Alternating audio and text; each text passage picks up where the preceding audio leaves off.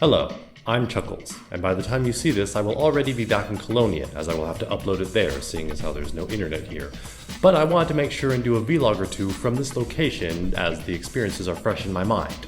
Foremost among those experiences is flying in a tiny cargo plane. It's basically a sky car. Early in the morning, I went to the CIA. No, not the Central Intelligence Agency. No, not the Culinary Institute of America. No, not the Cosmic Internet Academy, Caroline Islands Air, to await the pilot.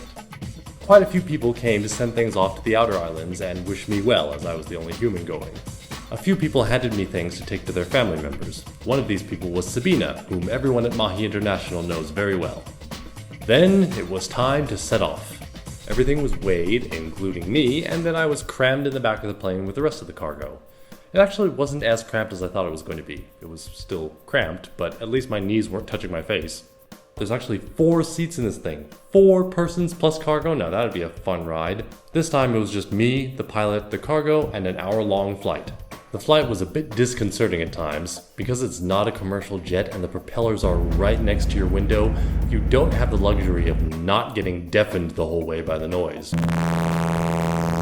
Plus, you're right there seeing everything, so there's nothing to mask the horror of storm clouds coming right for you and your pilot nonchalantly barreling right through them and your visibility shrouded with the lightning and the rain as scenes from action movies involving small planes flying through the clouds when all of a sudden, mountain!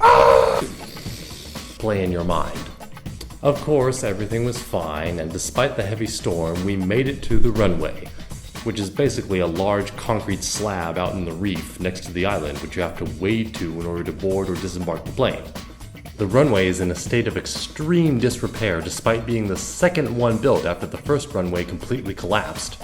Cracks, dents, and uneven surfaces abound, which combined with the heavy rain creating puddles and the strong winds meant we were skidding and sliding dramatically, I guess you could say we hydroplaned, upon landing until we finally came to a halt near the end. Soon after, locals began to emerge from the tree line and congregate on the runway. Some took out brooms and began sweeping away the pools of water and debris so the plane could take off again. Some got to work unloading the plane and packing up the supplies in a tarp to take to the island, and one boy took some of my luggage and guided me across the reef and into the forest. Apologies folks, it's the same time, but now there are dark clouds and possibly rain. That's what I get for trying to use natural lighting. Anyway, I was led to a small village where I was invited to sit and wait while they figured out where I was supposed to go. I found out later that everyone had heard of the storm brewing and had assumed that the plane wouldn't fly through it. So nobody was expecting me, and the people I was staying with didn't even know I was here. Finally, an old man told me to rise and walk with him and led me down a dirt road on a long journey during which I observed all the fallen trees from the storm. After about 20 minutes or so of walking, we turned into a little stone gate and arrived at the property I would be staying at during my time here. I was greeted by Mahi volunteer teacher Danny Chung, who is finishing up his last month here as school is now over. I also met our caretaker Amy and her husband Derek. The property is owned by Dashiro, whose wife Sabina had sent me with donuts and bread rolls for everyone, which was greatly appreciated. Food does not come in a wide variety out here.